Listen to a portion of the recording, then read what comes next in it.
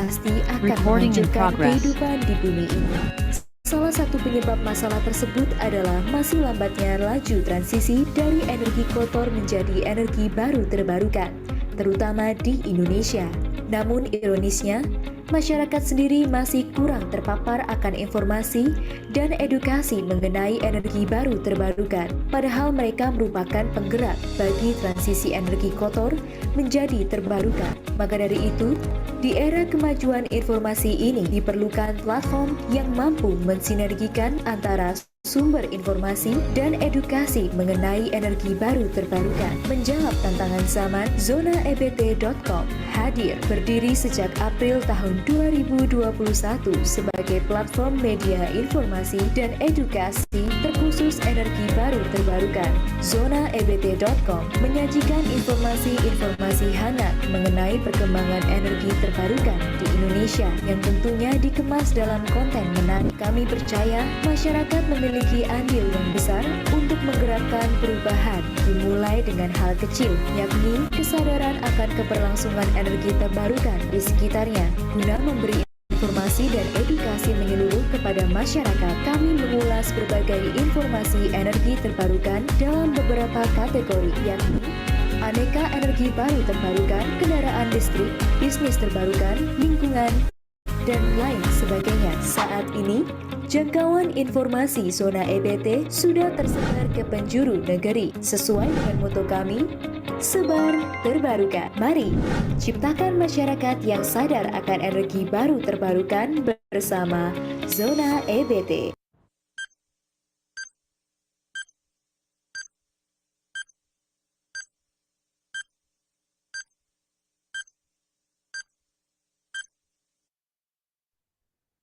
Assalamualaikum warahmatullahi wabarakatuh. Shalom dan Om Swastiastu. Selamat malam dan selamat datang kami ucapkan kepada narasumber dan juga semua BT Heroes yang telah hadir pada malam hari ini. Pada kesempatan kali ini, kita akan berbincang dan membahas mengenai bagaimana mengupayakan transisi energi yang berkeadilan di Indonesia. Perkenalkan, saya Putri Nabilah Nurafifa selaku fasilitator yang akan memandu jalannya acara ZE Talk pada malam hari ini. Sebelum kita melangkah lebih jauh, kita cek ombak semangatnya dari EBT Heroes semuanya ya. Boleh banget nih diketik di kolom chat sesuai angka 1 sampai 6 yang menggambarkan suasana EBT Heroes pada saat ini. Mungkin ada yang semangat, boleh diketik 1.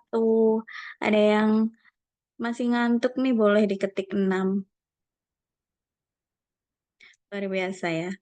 Oke, selanjutnya di sini saya ingin mengingatkan kepada EBT Heroes untuk membagikan ceritamu mengikuti ZE Talk Zona EBT dengan cara, boleh next Kak, mengunggah melalui Instagram berupa video ataupun foto selama ZE Talk berlangsung dengan menceritakan ilmu dan materi yang EBT Heroes dapatkan selama mengikuti ZE Talk. Jangan lupa juga untuk mention Instagram Zona EBT di @zonaebt dan pastikan juga kamu sudah follow Instagram Zona EBT serta sudah join di grup WhatsApp. Bagi 3 peserta dengan cerita paling menarik dan kreatif akan mendapatkan hadiah. Dan pemenang tersebut akan diumumkan melalui grup WhatsApp dan juga Instagram Zona EBT. Jadi jangan lupa untuk terus pantengin grup dan Instagramnya ya.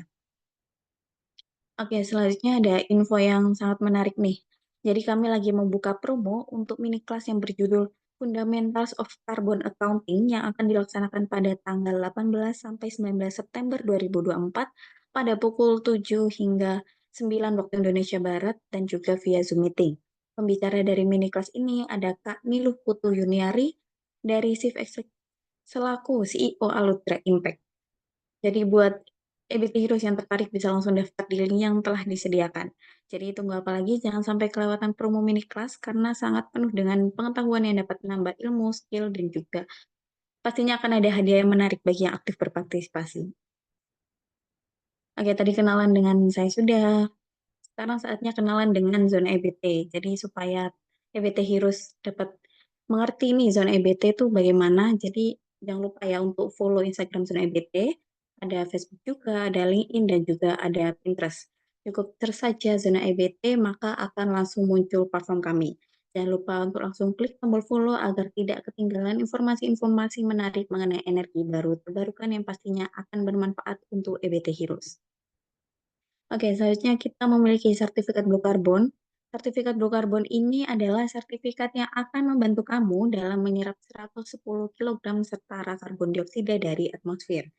Di setiap pembelian dari sertifikat blue carbon ini, kamu akan berkontribusi pada penanaman 3 pohon mangrove dan pembibitan lamun untuk partner petani, melindungi dan pulihkan ekosistem karbon biru dengan melestarikan wilayah pesisir, serta dukung komunitas lokal dengan memastikan petani aman dari bahaya selama perkebunan dengan peralatan perlindungan dan peralatan tanam, meningkatkan pendapatan petani dan juga memberikan mereka keterampilan dan pelatihan iklim. Jadi bagi yang mau berkontribusi untuk bumi kita tapi tanpa harus bersusah payah, maka bisa langsung saja menghubungi admin kita untuk membeli sertifikat tersebut. Sebelum masuk inti acara, saya izin untuk membacakan rules yang harus dipatuhi oleh EBT Heroes, yaitu peserta diwajibkan untuk mengenakan pakaian bebas rapi, mengganti nama dengan format nama underscore instansi, dan juga menonaktifkan mikrofon serta on-cam selama acara talk show berlangsung. Selain itu, peserta juga dilarang untuk mencoret-coret, membuat kegaduhan baik melalui chat ataupun via mikrofon, atau bertindak tidak sopan di depan kamera selama talk show berlangsung. Oke, tadi kenalan dengan saya sebagai fasilitator sudah, dengan zona EBT juga sudah. Maka selanjutnya kita akan berkenalan dengan narasumber yang sangat luar biasa pada malam hari ini. Yang pertama ada Kak Ignatius Radit. Halo Kak, selamat malam Kak. Halo Bu Putri, teman-teman semua. Halo Kak Moko, selamat sore, selamat malam ya. I- Semoga Iya, sehat-sehat semua ya. sehat. Kak Ignatius gimana? Sehat nggak? Iya, alhamdulillah, puji Tuhan, sehat. Oke, terima kasih Kak. Terus narasumber selanjutnya bukan cuma ada Kak Ignatius Radit aja, tapi juga ada Bapak Suryadi Darmoko. Selamat malam Pak Moko. Selamat malam semuanya. Saya Moko dari 350. Selamat malam Radit. Kok Radit dipanggil Kak, saya dipanggil Pak ya? Kok juga jomplang nih jadinya. Iya. Iya. Halo semuanya, salam kenal. Iya, kami sering ngobrol teman-teman. Iya. Sorry ya, jadi cekikian kalau ketemu Radit. Gak apa-apa. Nanti saya panggil Kak juga ya, biar sama aja ya. Ya. Oke, terima kasih Kak Moko. Oke, izinkan saya untuk membacakan CV secara singkat dari dua narasumber kita malam hari ini.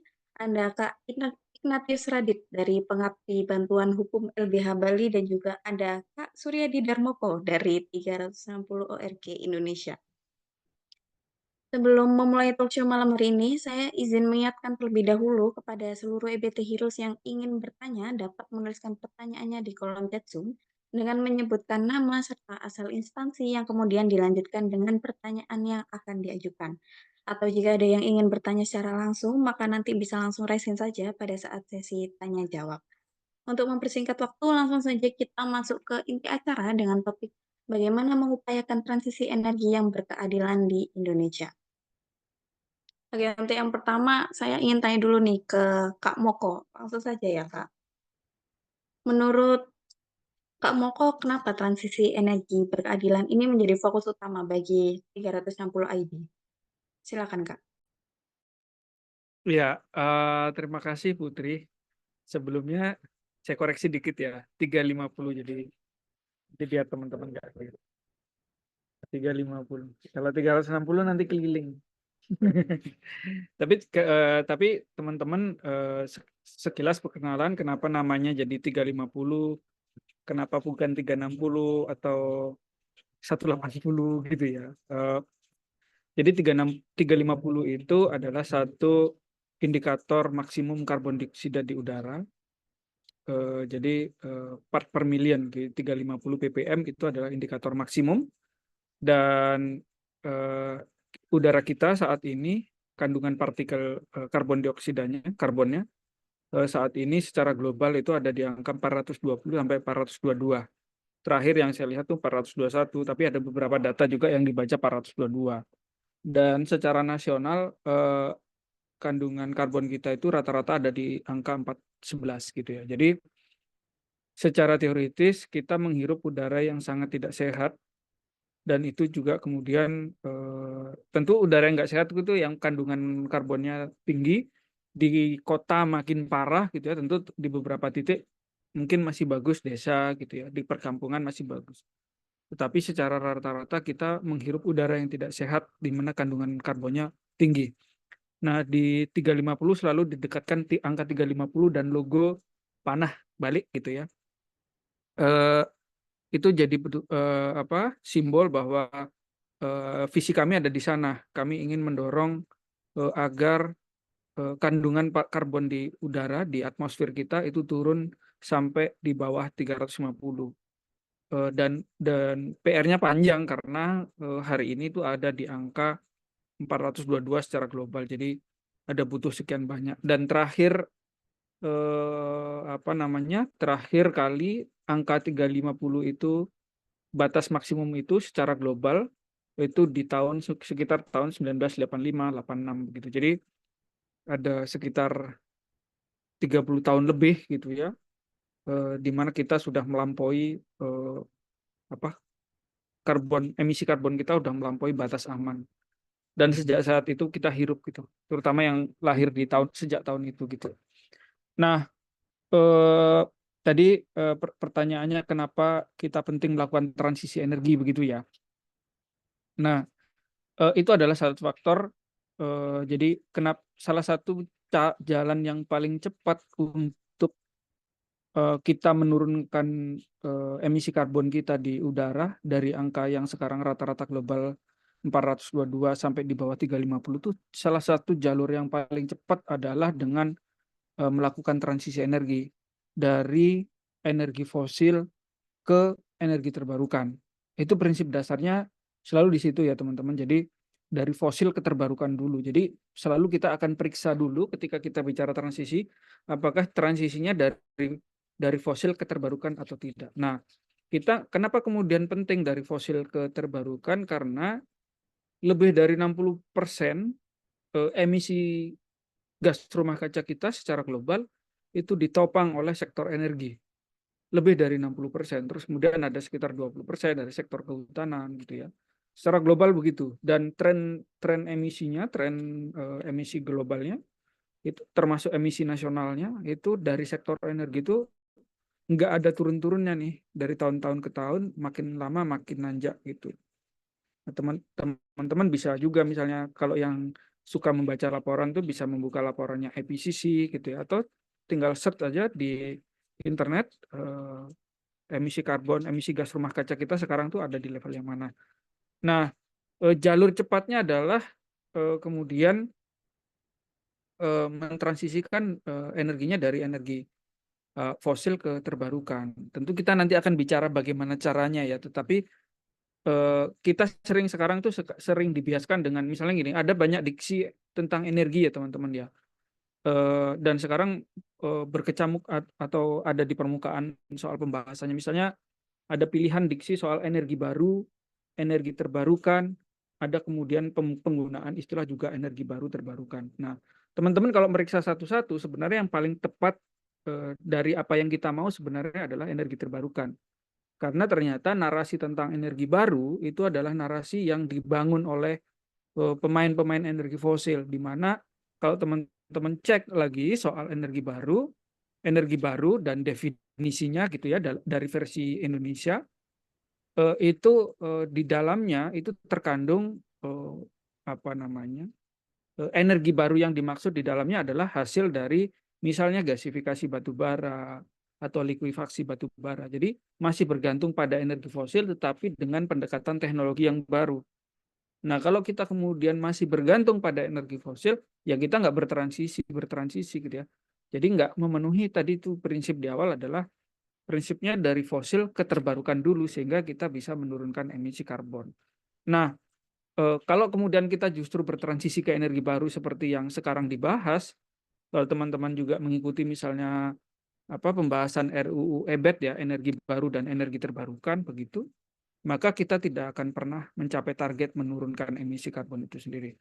Karena kalau sepanjang energi fosil itu mengintervensi, pemerintah kita nggak akan keluar dari energi fosil itu. Ya karena pemainnya ngumpul ya di situ. Gitu. Mungkin itu dulu dari saya, Putri. Kembali ke Putri.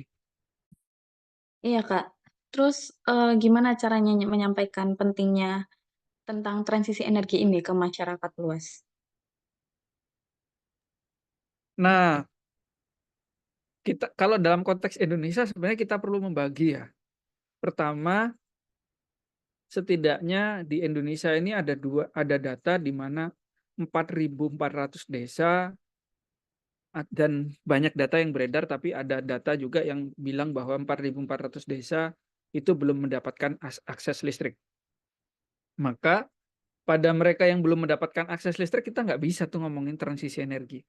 Akses saja belum dapat, udah disuruh transisi. Jadi pada level pertama kita mesti mendorong terjadinya pemenuhan akses dulu, akses energi listrik itu bagi komunitas masyarakat yang belum mendapatkan akses listrik di seluruh Indonesia, di 4.400 desa itu setidak-tidaknya. Dan apa namanya, tentu yang kemudian didorong adalah akses listriknya tidak dengan menggunakan listrik yang dibangkitkan dari energi fosil, tetapi listrik dari sumber energi yang terbarukan berbasis pada potensi setempatnya. Itu dulu. Yang kedua, ketika kita bicarakan soal transisi energinya, maka yang paling mungkin sekarang adalah pendekatannya struktural. Jadi bagaimana mendorong pemerintah agar mewujudkan transisi energi, bagaimana kemudian kebijakan harus didorong, kebijakan pemerintah harus didorong agar pro terhadap transisi energi gitu ya. Satu contoh misalnya pro transisi energi misalnya gini, tidak menghalang-halangi atau tidak menghambat pengembangan PLTS atap misalnya. Kan yang terjadi sekarang mungkin teman-teman yang berkecimpung di PLTS atap misalnya atau di energi surya di Indonesia gitu ya, mengalami satu hambatan yang cukup kompleks di mana pemerintah suka ngubah-ngubah kebijakan sehingga implementasi PLTS atapnya justru terhambat misalnya. Itu yang kedua, yang selanjutnya itu sebenarnya kita bisa mendorong mengkomunikasikan gitu ya, membangun contoh, bukan membangun contoh, tetapi menunjukkan contoh-contoh di mana banyak daerah di Indonesia yang menggantungkan sumber energinya dua. Sumber energi utamanya dari pembangkit listrik energi terbarukan misalnya, dan sumber yang keduanya dari jalur transmisi yang sudah tersedia. Dan itu banyak contoh. Ini bisa digunakan untuk menginspirasi banyak daerah yang punya potensi energi terbarukan di tempatnya masing-masing. Jadi mengkomunikasikannya bisa dengan banyak ragam cara, tetapi salah satu cara yang selama ini cukup efektif adalah membangun contoh, membangun tempat ruang belajar bagi mereka yang punya potensi untuk diberikan inspirasi. Itu salah satu salah satu model yang paling tidak kita bisa temukan. Misalnya ini ya, ambil contoh misalnya ada teman-teman kita mahasiswa yang KKN di satu tempat, di tempat A gitu ya, terus kemudian ternyata di tempat itu punya potensi ada aliran sungai yang hidup sepanjang tahun, maka misalnya dibangun prototipe tentang PLTMH misalnya, atau Pico Hidro atau pembangkit listrik tenaga air yang pada skala yang paling kecil untuk menginspirasi bahwa sungai itu punya potensi listrik gitu ya, dengan aliran sungai sepanjang tahunnya untuk bisa menghasilkan listrik. Itu bisa digunakan menggunakan contoh itu. Jadi pendekatannya mengkomunikasikannya dengan contoh gitu. Mendorong transisi energi pada level yang paling kecil di level komunitas itu menggunakan pendekatan contoh gitu. Mungkin gitu salah satunya, Putri. Oke, Kak. Tadi yang pertama itu kan melakukan pemenuhan akses listrik ke desa-desa yang belum mendapatkan akses. Terus yang kedua ada kebijakan yang harus didorong, dan yang ketiga itu mengkomunikasikan kepada masyarakat. Kira-kira dengan mengkomunikasikan itu, ada nggak sih Kak yang masyarakat itu kayak belum kena gitu ke mereka-mereka gitu, belum ngeh gitu? Iya, menantang memang, tetapi ada satu cerita keberhasilan terkait dengan itu. Misalnya ketika saya berkunjung ke datang dan tahu informasi soal pembangkit listrik tenaga mikrohidro di Kedungrong di Yogyakarta. Mungkin ada teman-teman di sini dari Yogyakarta. Di sana warga Kedungrong itu mereka mendapatkan pengetahuan atau mendapatkan eh, pengetahuan ya informasi tentang memanfaatkan arus sungai di area mereka itu ketika ada mahasiswa KKN ke Kedungrong, terus kemudian membangun prototipe pembangkit listrik tenaga pikohidro. Pikohidro itu skala pembangkit listrik tenaga air, tapi yang skala yang paling kecil. Dan pikohidronya itu digunakan untuk menerangi listrik yang dihasilkan dari pikohidro itu digunakan untuk menerangi eh, mengaliri listrik di lampu penerangan jalan gitu. Nah kebetulan area itu nggak ada lampu penerangan jalannya waktu itu tahun 2012. Nah dengan menginspirasi begitu mereka jadi belajar langsung dan kemudian di kampung itu ada yang mau memulai. Jadi tentu saja tidak semuanya bisa berhasil. Seberapa efektif pada level pengorganisasiannya, pendampingannya, seberapa efektif pada level pengembangan kapasitas untuk mengelolanya, seberapa efektif kemudian membangun jejaringnya juga, seberapa efektif kemudian komunitas juga si komunitasnya mau seberapa besar keinginan dari si komunitasnya untuk mau belajar dan merawat itu. Jadi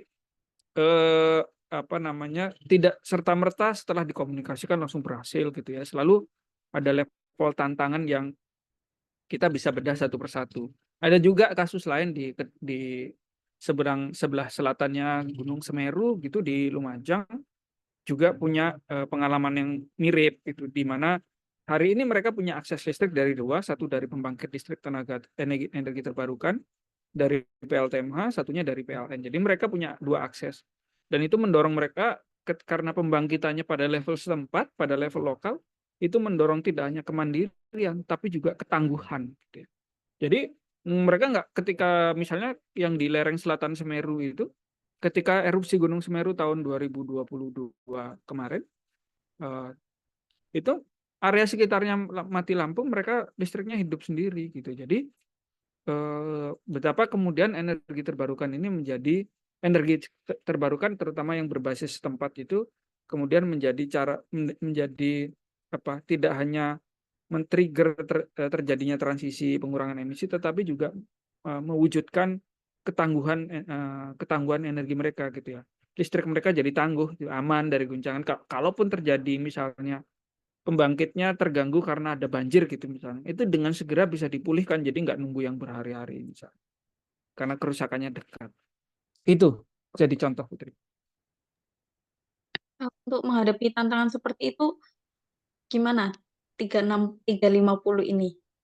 350 ya, Pak? Iya. 350 ini untuk menangani tantangan tersebut.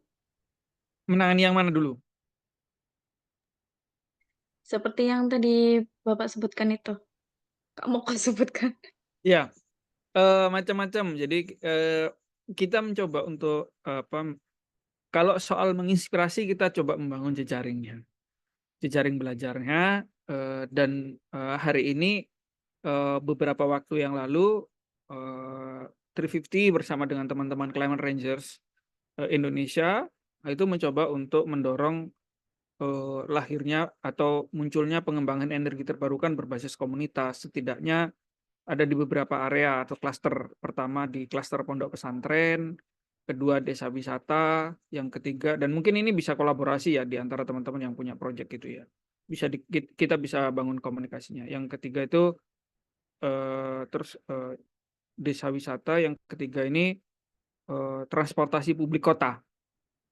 Gitu. Jadi ada inisiasi untuk mendorong itu karena di kota-kota besar tentu kita tahu potensi emisinya datang dari sektor transportasi, tapi kemudian ada potensi juga misalnya dari pondok pesantren di Indonesia tuh dalam catatannya temuan catatan kita itu lebih dari 39.000 pondok pesantren, di mana kalau mereka berpartisipasi dalam transisi energi, 1 watt yang ditransisikan aja udah 39.000 watt gitu ya. Apalagi kalau masing-masing 1.000 watt gitu. Ada berapa kilowatt, ada berapa megawatt yang bisa ditransisikan dengan itu. Mereka misalnya ormas keagamanya nggak perlu nambang gitu, misalnya gitu ya. Ketimbang nambang kan mending membangkitkan energi terbarukan kan. Manfaatnya lebih bagus, lebih tinggi daripada mudaratnya kan gitu.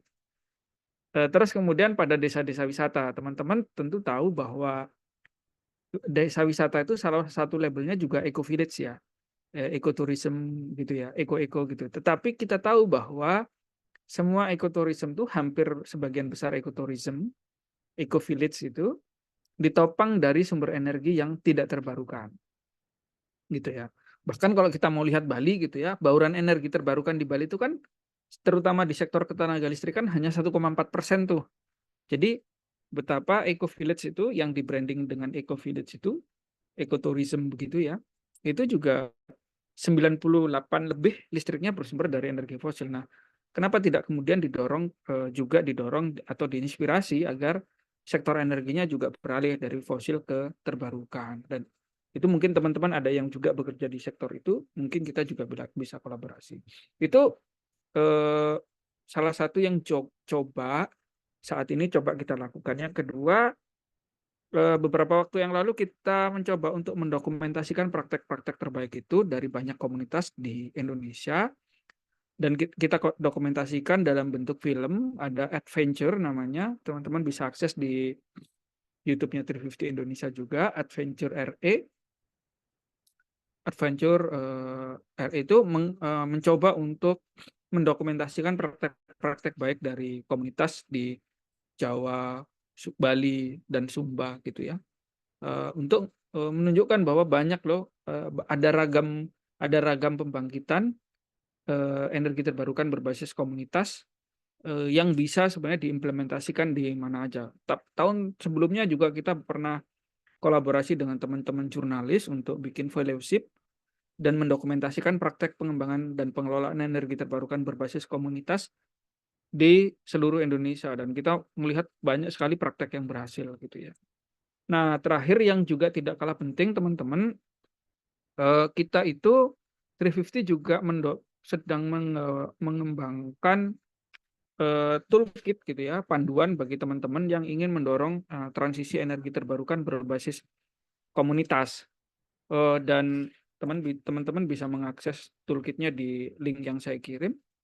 Jadi itu ada Our Own Power, dan di dalam toolkit itu bagaimana kita memulai kampanye atau bahkan menginisiasi pengembangan energi terbarukan berbasis komunitas gitu. Dan ini nggak plek ketiplek teman-teman bisa harus pakai panduan ini, tetapi teman-teman bisa menjadikan ini sebagai guideline aja gitu. Panduan mana-mana yang mungkin nggak ada inspirasi, kalau udah ada banyak inspirasinya nggak perlu cari panduan kan gitu ya. Tapi kalau diperlukan ini jadi satu panduan menarik, dan kita akan meluncing secara global. Ini saya share ke teman-teman, tapi ini akan di-launching oleh 350 secara global dalam waktu dekat di Oktober ini. Jadi teman-teman nanti aku bisa lewat Rizky untuk share ini, nanti siapa tahu teman-teman bisa tertarik ke situ.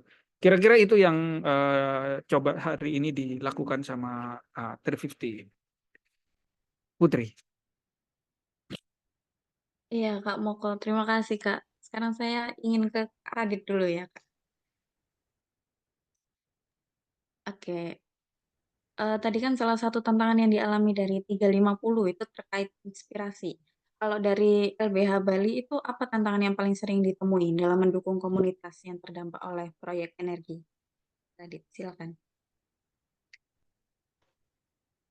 Iya, pertama kalau kita bicara soal ini ya, transisi energi, dan kemudian tadi spesifik ditanyakan soal tantangan yang dialami oleh masyarakat, justru konteks transisi energi yang kami atau saya highlight bukan semata-mata tentang merubah jenis energinya gitu, tapi dalam konteks yang lain, misalnya apa, tata kelola, dan kemudian soal mekanisme bisnis tenaga listrikannya atau bisnis energinya. yang itu kemudian juga akan berdampak pada hal-hal yang sifatnya di akar rumput tuh. Dalam konteks tata kelola, misalnya hari ini teman-teman, idealnya ya teman-teman ya, harusnya kan bagaimana kemudian energi tenaga listrikan gitu ya di apa namanya diserap dan kemudian digunakan, itu kan base-nya harusnya dari bawah ke atas gitu kan, apa yang dibutuhkan oleh masyarakat dan apa yang ada di sekitar, baru kemudian diusulkan ke tingkatan yang lebih tinggi. Tapi kalau kita melihat dalam konteks hari ini teman-teman, tata kelola itu justru kebalik gitu, seakan-akan menjadi sangat sentralistik. Dalam konteks hukum teman-teman, bicara soal energi itu kan pertama ada ini ya, soal kebijakan energi nasional tuh, ada peraturan pemerintahnya. Kemudian ada namanya RUPTL, Rencana Umum Pembangkit Tenaga Listrik. Kemudian ada RUKN. Kemudian ada apa namanya RUN, Rencana Umum Energi Nasional. Dan kemudian beberapa instrumen lain. Nah, sayangnya dalam konteks Indonesia justru apa namanya sistemnya itu dia top down gitu loh, dari rencana kebijakan energi nasional maupun kemudian RUKN, Rencana Umum Ketenagalistrikan Nasional, atau Rencana Umum Pembangkitannya ditentukan dulu di elit nih gitu kan, di atas, baru kemudian bawah yang seakan-akan menyesuaikan, termasuk misalnya di RUN atau RUF gitu. Yang begini-begini kemudian berdampak pada inisiasi-inisiasi positif dan progresif yang apa namanya muncul dari bawah. Nggak jarang kan sebenarnya kita dengar tuh bagaimana kemudian inisiasi kreatif yang positif dari masyarakat, dia mengembangkan energi terbarukan yang lebih bersih gitu kan, dan berkeadilan tentu saja, tapi kemudian justru tidak disupport gitu. Jangan-jangan boro-boro mau mengembangkan apa namanya kincir angin gitu kan, dia masang surya panel aja sama PLN didatengin gitu. Kenapa demikian? Karena tadi ada tata kelola yang juga nggak baik gitu. Berikutnya misalnya apa namanya kita bicara konteks tata kelola yang lain dalam konteks bisnis energi teman-teman. Hari ini sialnya gitu kan, sialnya apa istilahnya ya, konfigurasi politik energi kita itu sangat berpihak dan dia didominasi oleh ya orang-orang yang punya kepentingan di situ gitu. Dalam konteks pembangkitan listrik misalnya PLN sebagai apa istilahnya perwakilan negara ya yang menjalankan mandat pasal 33 UUD 45 itu kan, dia wajib untuk misalnya membeli setiap produksi listrik yang dihasilkan oleh pembangkitan gitu, meskipun dalam konteks Jawa Bali misalnya dia surplus listrik gitu. Jadi dipakai atau nggak dipakai dia akan apa namanya harus dibeli, dan itu pasti menguntungkan. Belum lagi misalnya skema ekonomi yang lain yang justru buruk adalah soal, jadi di apa ya istilahnya ya, jadi ada di PLN ada istilahnya namanya cost plus margin gitu. Jadi kerugian yang dialami oleh PLN itu 7 sampai 8, mungkin belakangan isunya 10%, itu ditanggung oleh APBN. Padahal duitnya PLN, yang itu juga duitnya kita nih, duitnya rakyat, itu dipakai untuk membeli listrik-listrik yang dibuat sama para PLTU ini gitu.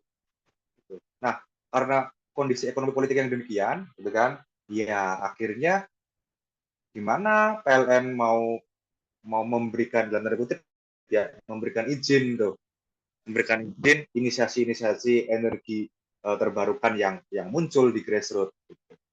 Sedangkan hari ini PLN mungkin negara sedang dalam kondisi yang kelabakan gitu, kelimpungan. Nah, tata kelola dan bisnis energi yang enggak juga ya apa contoh yang kemudian bisa membuktikan bahwasanya kita nggak benar. Teman-teman mungkin ingat soal apa di awal-awal Presiden Jokowi itu menjabat 2014-2015, dia langsung mencanangkan 35.000 watt gitu kan. Dan itu justru langsung apa namanya direspon oleh para perusahaan. Tapi dia nggak muncul dari bawah, sehingga itu apa berdampak. Nah, itu Putri dan teman-teman yang kemudian kalau tadi pertanyaan adalah soal hambatan gitu, dari komunitas, ya kita perlu cek hambatannya bukan karena keengganan dari masyarakat, bukan karena ketidakmampuan, apalagi soal informasi gitu. Kalau naif bagi kita untuk kemudian memandang rendah kapasitas teman-teman komunitas itu, tapi hari ini secara ekonomi politik dalam konteks yang lebih struktural, kondisi ini ya dipicu oleh kebijakan tata kelola energi kita yang kemudian justru carut marut gitu. Jadi aku misalnya juga merespon atau apa namanya menambahkan Mas Moko gitu kan, di Jawa Bali surplus gitu kan, tapi di beberapa tempat dia masih gelap gitu. Tapi kemudian kebijakan yang ada, negara malah memberikan izin untuk membangun pembangkit perusahaan itu loh, apa PLTU aktif. Setiap industri-industri itu dia diberikan izin untuk bikin PLTU. Yang itu juga wajib juga diserap tuh oleh PLN. Nah,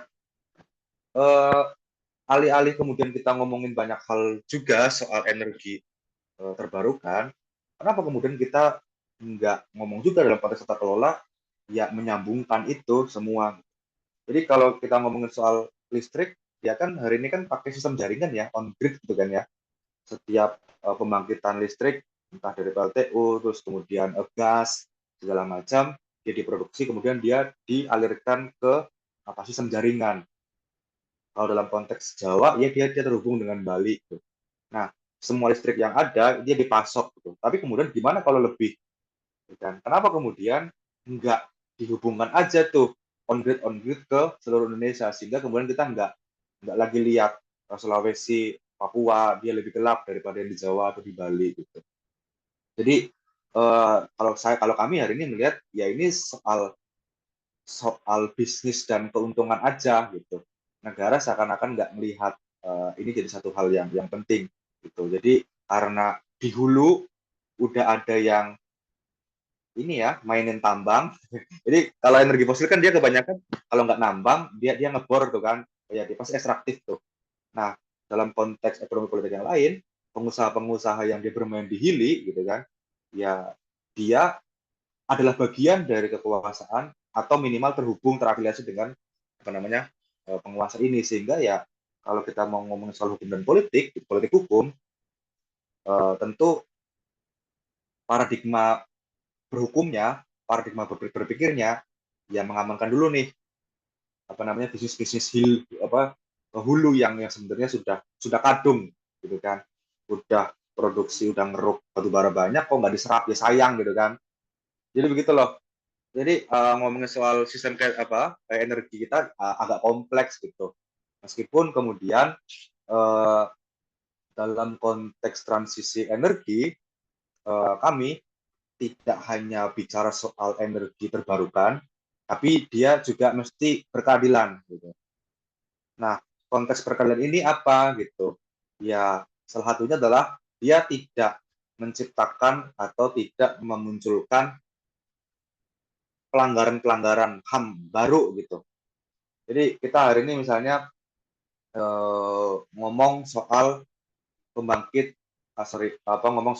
listrik tenaga mikrohidro gitu.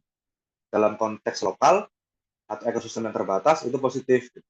Tapi kalau dalam konteks yang lebih luas, kita bicara dalam konteks misalnya, ada yang dalam alih fungsi lahannya, pengadaan lahannya, ada yang digusur misalnya, ada yang ditimbun dengan air gitu kan, ditenggelamkan. Kalau misalnya ngomongin soal surya panel misalnya atau baterai gitu, dia kan juga nambang.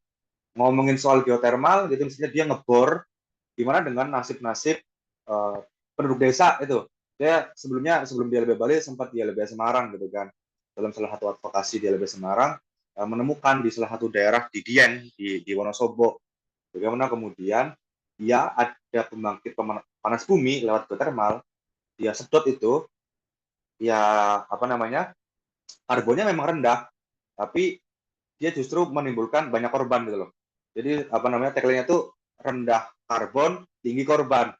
Belum lagi kita ngomongin soal dampak-dampak ekologis yang lain. Jadi konteks transisi energi tadi saya nggak membatasi soal harus berubah dari apa ke apa gitu kan, tapi ada prasyarat berkeadilan. Berikutnya, transisi energi dia juga harus ngomong soal tata kelola tuh, tata kelola model apa namanya, model kebijakan, model bisnis ekonomi segala macam, sehingga kemudian turut apa namanya, dia desentralisasi muncul dari bawah, membuka dan memberikan ruang yang seluas-luasnya bagi inisiasi-inisiasi yang tadi Mas Moko itu sudah sampaikan. Kalau soal cerita-cerita positif, bagaimana kemudian keberhasilan komunitas warga-warga itu bisa membuat sebuah apa namanya, energi terbaru dan bersih.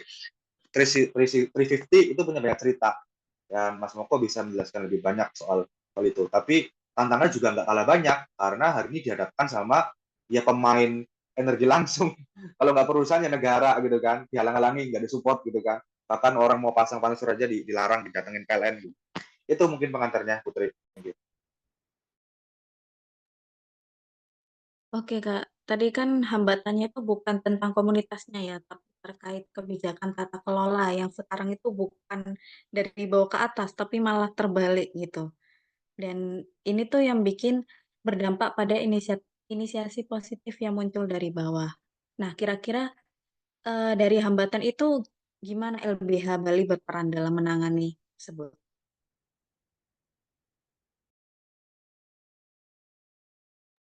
Ya, karena ini adalah perubahan struktural, maka penyelesaiannya dia juga harus melalui mekanisme struktural gitu kan. LBH Bali meskipun embel-embel adalah LBH ya, lembaga bantuan hukum, tapi kami tidak terbatas dan tidak membatasi diri pada mekanisme upaya hukum. Justru kalau kita melihat lebih dalam, yang kita kerjakan ya aspek-aspek ini, pengorganisasian untuk memunculkan power resource masyarakat, gitu kan.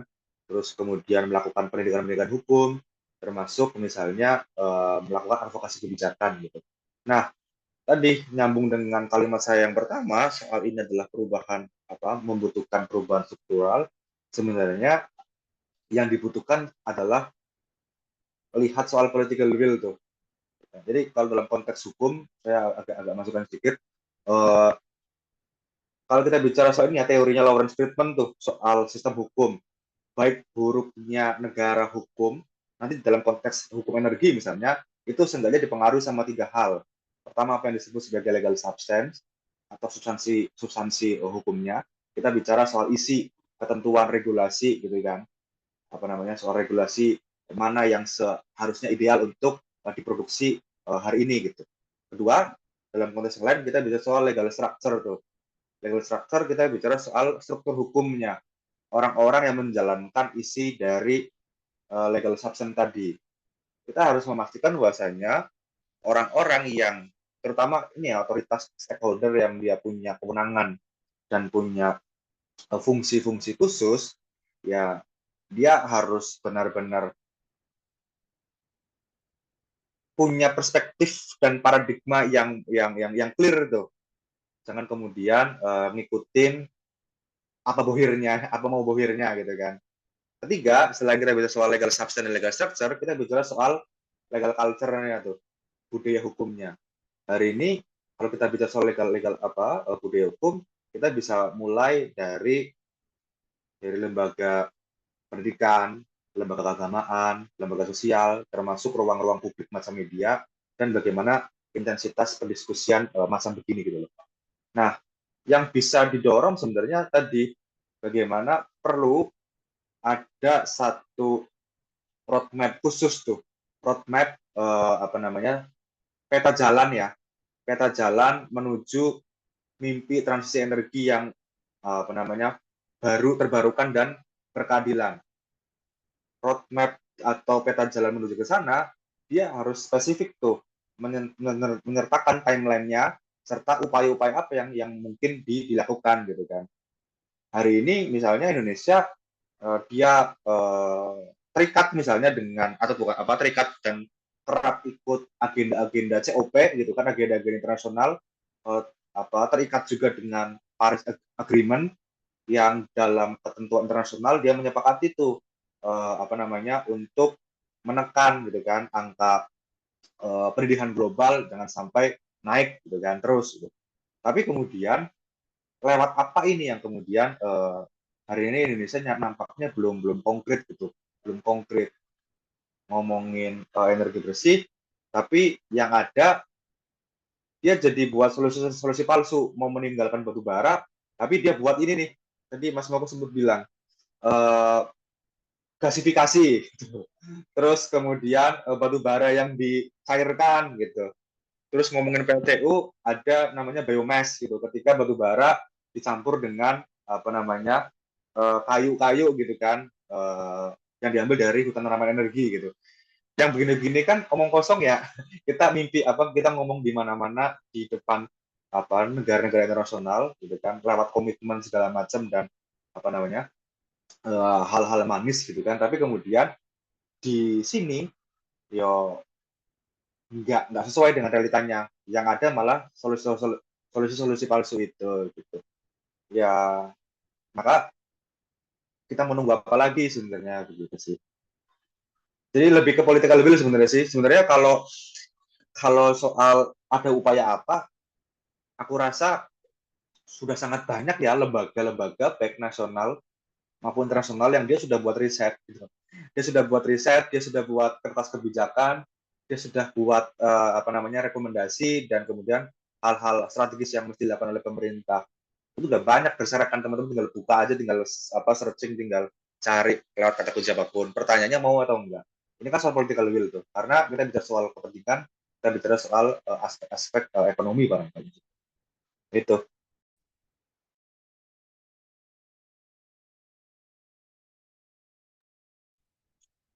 Oke, Kak.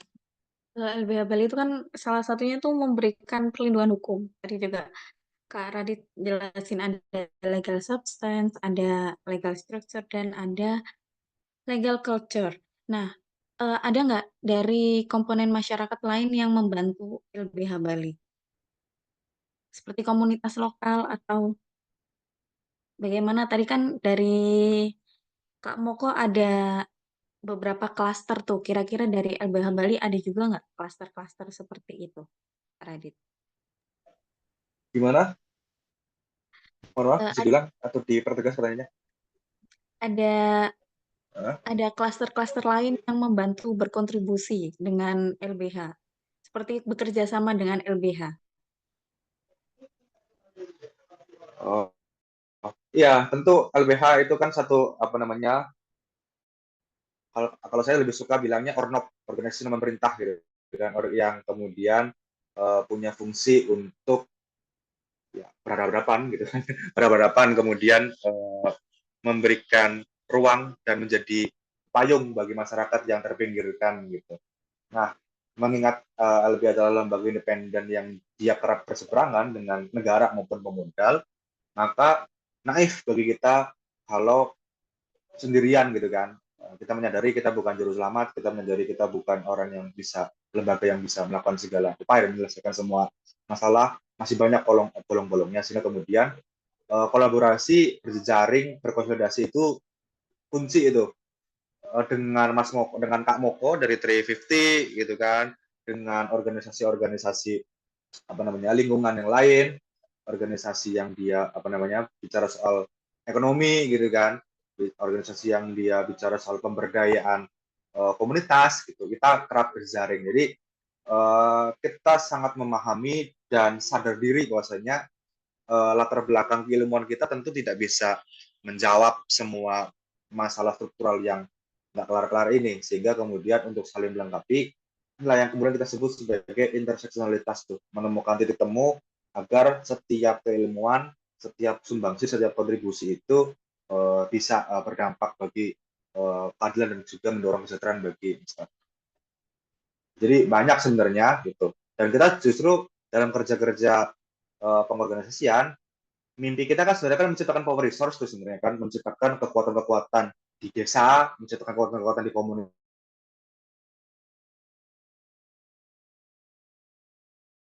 mereka berdaya, mereka sadar, mereka tahu apa yang mesti mereka lakukan sehingga mereka dapat menjadi juru bicara atas diri dan masalahnya sendiri.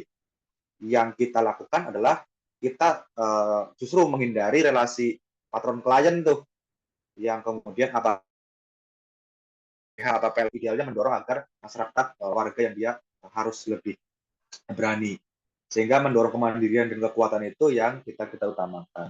Dan dalam perjuangan ke depan gitu kan, ya mas sendiri yang dia bisa mendefinisikan keadilan dan kemanfaatan versi mereka begitu.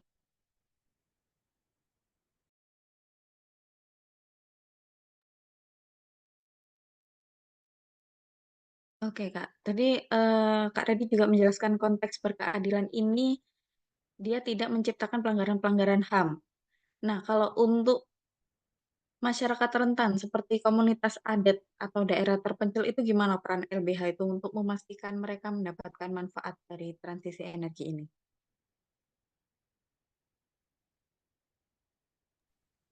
Justru pertanyaannya adalah seakan-akan kan pertanyaannya kan masyarakat di bawah mesti menerima gitu kan apa yang menjadi kebijakan.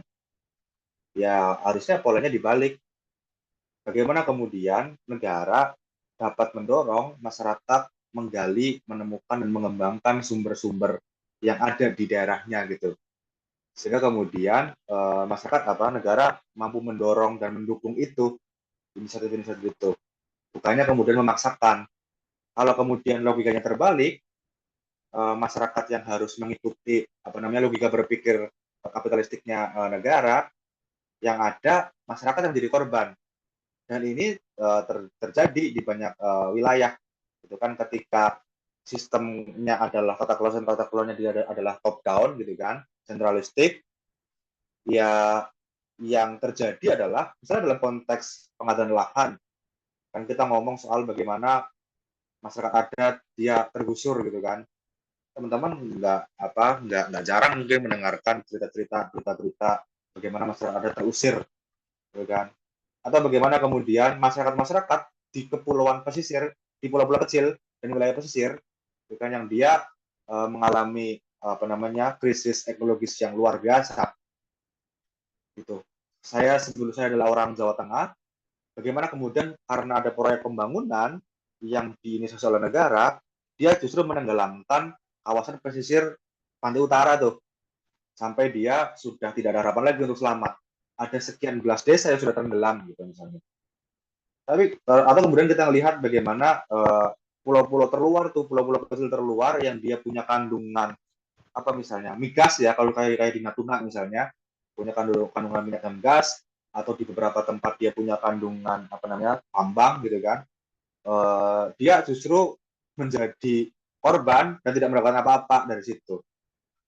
Sehingga bagi saya sebenarnya lebih mendorong aja bagaimana komitmennya negara, pertanyaannya bukan apa yang harus masyarakat lakukan tuh, tapi apa yang negara mesti lakukan tuh sebenarnya untuk memastikan agar potensi-potensi yang ada di wilayahnya gitu kan dapat dikelola secara mandiri oleh masyarakat. Kalau saya secara pribadi punya keyakinan bahwasanya sebaik apapun barangkali ini ya, mungkin bisa dipatahkan sama teman-teman yang lain. Sebaik apapun atau sebaru apapun energinya, kalau dia dikelola dan diolah secara secara berlebihan, eksploitatif gitu kan, dan kemudian dilakukan untuk mengorek keuntungan, hasilnya pastinya harus nggak baik. Tapi kemudian energi yang dia dikelola dalam lingkup ekosistem khusus komunitas gitu, dia punya nilai lebih bagi masyarakat yang ada. Dan mestinya negara masih mendorong inisiasi-inisiasi dan perkembangan itu. Saya sih lebih sepakat untuk menjawab itu daripada kemudian seakan-akan mesti mengkompromiskan respon masyarakat terhadap kebijakan negara yang dia nggak semuanya baik kok sebenarnya. Kita mesti sadar bahwasanya negara dia juga diisi oleh dan dikelola oleh orang-orang, dan orang-orang itu dia punya sudut pandang, dia punya perspektif, dia punya kepentingan yang mesti kita juga curigain dan kita kritisi.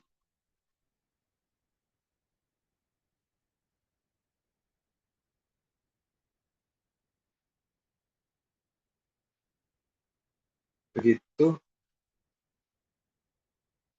Tes. Iya, Kak. Terima kasih Kak Radit. Oke, sekarang aku mau tanya ke Kak Moko lagi nih. Tadi Kak Radit sempat mention terkait sistem dan tata kelola.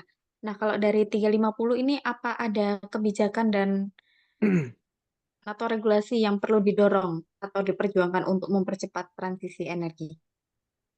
Ya, tadi memang di awal sengaja nggak mention itu. Karena kalau mention itu nanti Radit nggak kebagian.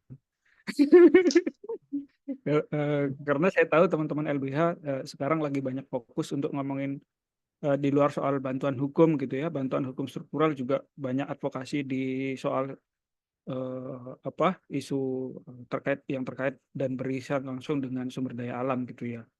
Dan itu banyak yang dikerjain sama teman-teman LBH. Bahkan yang di Bali teman-teman LBH juga sebenarnya yang intens mendampingi atau melakukan advokasi di Celukan Bawang ya, warga terdampak dari PLTU.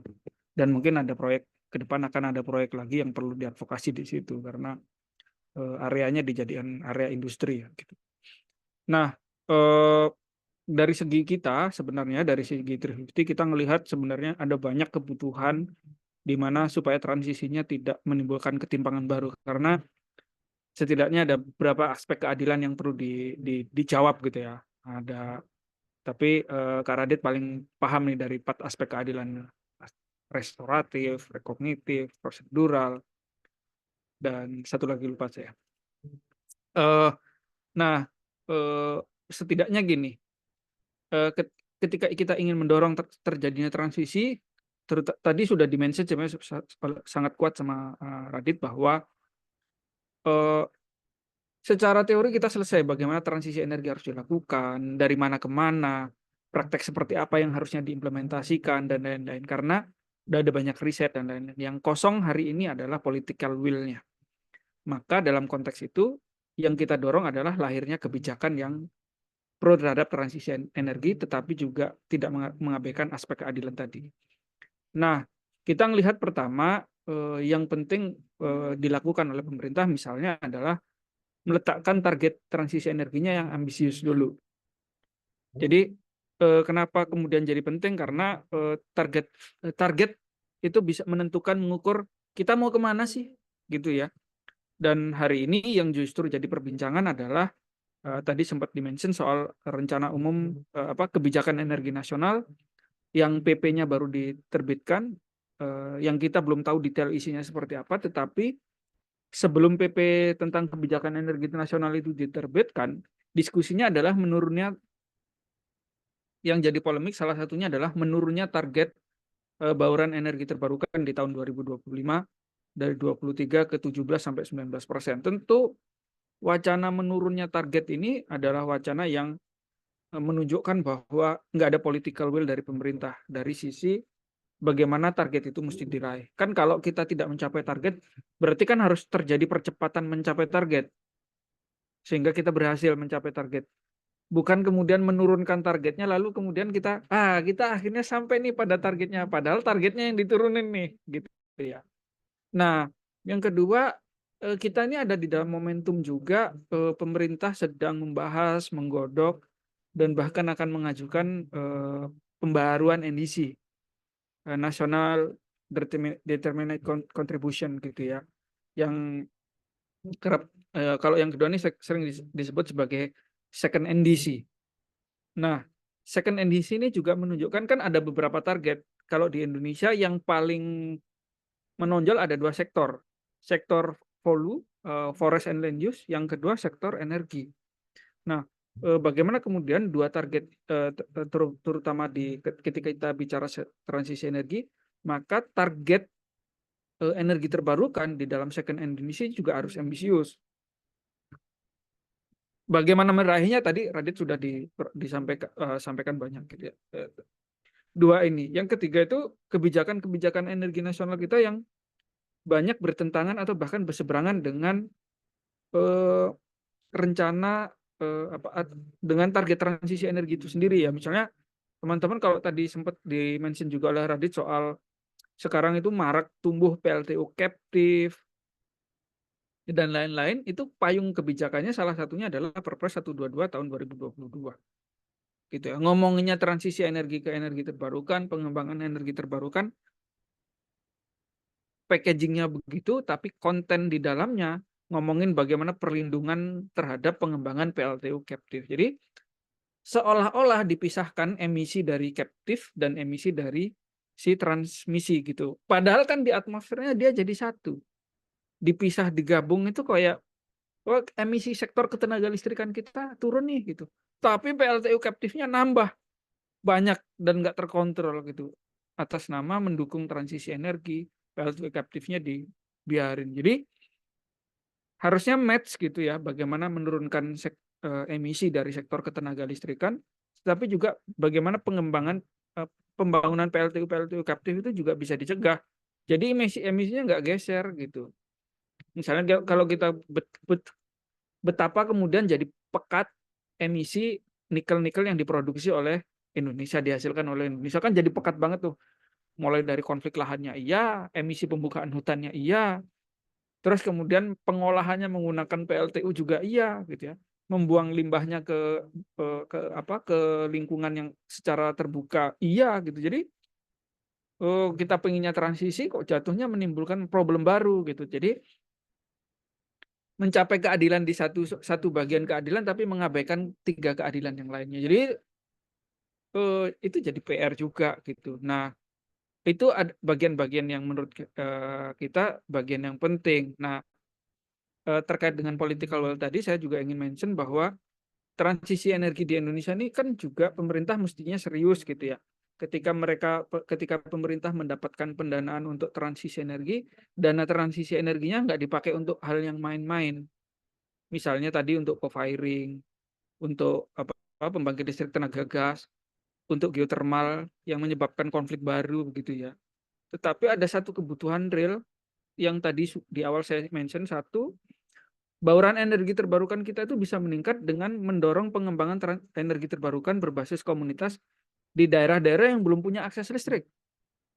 Jadi pada satu saat bersamaan akses listriknya mereka mendapatkan, tapi pada saat yang sama meningkatkan bauran energi terbarukan. Clear. Jadi dia mengadres banyak isu. Nggak cuma mengadres satu isu aja gitu. Yang kedua, meningkatkan partisipasi publik di dalam pembangkitan. Nah, itu butuh dana-dana transisi energi. Sehingga dana transisi energinya, bahasa kerennya itu nggak diselewengkan gitu. Nggak diselewengkan untuk hal-hal yang sebenarnya dia memicu krisis baru gitu. Atau bahkan gini, dana transisi energinya tidak diberikan kepada mereka-mereka yang hari ini bermain di industri energi fosil. Kenapa? Misalnya gini ya, dalam tragedi Rempang, gitu ya, yang bakalan didorong jadi pengembang PLTS terbesar, bla bla bla. Atau teman-teman kalau yang terbaru, teman-teman mungkin tahu juga soal rencana pengembangan geothermal yang mendapatkan dana sekitar 16 triliun di kawasan Ijen misalnya gitu. Dananya dari JETP, dana untuk transisi energi, diberikannya ke perusahaan energi fosil. Padahal dari sisi tanggung jawab, teman-teman, ada banyak prinsip, salah satunya polluter pay prinsip gitu ya. Di mana mereka-mereka yang bergantung pada energi fosil, bukan bergantung, mereka-mereka yang mendapatkan keuntungan dari industri energi fosil, mereka punya kewajiban untuk mentransisikan bisnisnya secara mandiri, bukan memanfaatkan dana-dana transisi. Nah, ini kenapa tadi juga mention soal supaya dana-dana transisi ini tidak menyebabkan ketimpangan baru. Kalau dana transisinya dipakai untuk membiayai perusahaan energi fosil yang selama ini mendapatkan keuntungan dari energi fosil, ya ini cilaka 12 namanya gitu. Karena yang harus terjadi adalah bagaimana sekarang mereka yang sehari ini mendapatkan banyak manfaat dan keuntungan dari industri energi fosil, mereka diberikan tanggung jawab untuk melakukan transisi secara mandiri di bisnisnya. Nah, dana-dana transisi ini disalurkan kemana? Ke komunitas, ke daerah-daerah yang selama ini mereka udah terdampak krisis iklim tapi belum punya akses listrik. Bahkan gitu. Sudah nggak mengeluarkan emisi, terdampak krisis iklim pula gitu ya. Nah, dana-dana transisi energi yang dari global itu harusnya ke sana. Dan lagi-lagi supaya ini men-trigger terjadinya keadilan, dana-dana transisi energi dari negara-negara utara itu tidak disalurkan dalam bentuk hutang, Toh di sini kan digunakan untuk meningkatkan adaptasi warga, meningkatkan adaptasi komunitas. Kalau dan dana-dana ini kan juga dana-dana transisi energi ini datangnya dari negara-negara top emitter gitu ya, top emitter global gitu ya. Maka itu bagian, jadi hibah yang mereka berikan adalah bagian dari tanggung jawab mereka untuk membiayai transisi di negara selatan. Di selatannya itu diberikan kepada komunitas, diberikan memang kepada warga yang sudah terdampak krisis iklim, tetapi belum juga menikmati energi, menikmati akses listrik misalnya gitu. Itu adalah area prioritas, sehingga kenapa kemudian 4.400 desa yang tadi saya mention itu jadi salah satu sektor atau area yang penting disasar dari keberadaan transisi energi. Sehingga ketika ngomongin keadilan, pertama akses terhadap transisi energinya dipenuhi. Bukan misalnya juga dana-dana itu tadi soal saya mention geothermal atau diberikan kepada misalnya rencana pengembangan PLTA skala besar gitu ya. Karena ada bagiannya teman-teman, ada PLTA, PLTM mini hidro, PLTMH mikro hidro, terus kemudian di bawahnya ada piko hidro gitu ya. Jadi masing lapisan ini mengandung konsekuensi. Dan PLTA ini kecenderungannya banyak ditolak karena tadi sempat dimention sama Radit, kalau PLTA skalanya gede, bahkan kalau teman-teman pernah dengar waduk jadi gede gitu ya, atau kasus PLTA Batang Toru gitu ya, itu bahkan kalau mau membangun PLTA-nya sampai harus bedol desa, mengubah bentang alam. Nah, itu bukan pembangkit yang juga kita cita-citakan gitu, karena itu men-trigger terjadinya kerusakan baru. Saya kira itu jadi panjang ya, sorry. Terima kasih. Oh, iya, terima kasih Kak Moko dan Kak Radit ya. Nggak kerasa nih materinya sudah habis karena kan berdua ya, jadi tidak kerasa nanyanya baru dikit aja gitu tadi. Oke, terima kasih banyak pada Kak Moko dan Kak Radit saya ucapkan. Tetapi sebelum kita menutup talk show hari ini, bagi yang ingin bertanya boleh langsung raise hand atau bisa juga menuliskan pertanyaannya di kolom chat Zoom dengan menyebutkan nama serta asal instansi yang kemudian dilanjutkan dengan pertanyaan yang ingin diajukan. Oke, di sini sudah ada yang raise hand, ini cepat sekali nih. Boleh Kak Raffi, silakan.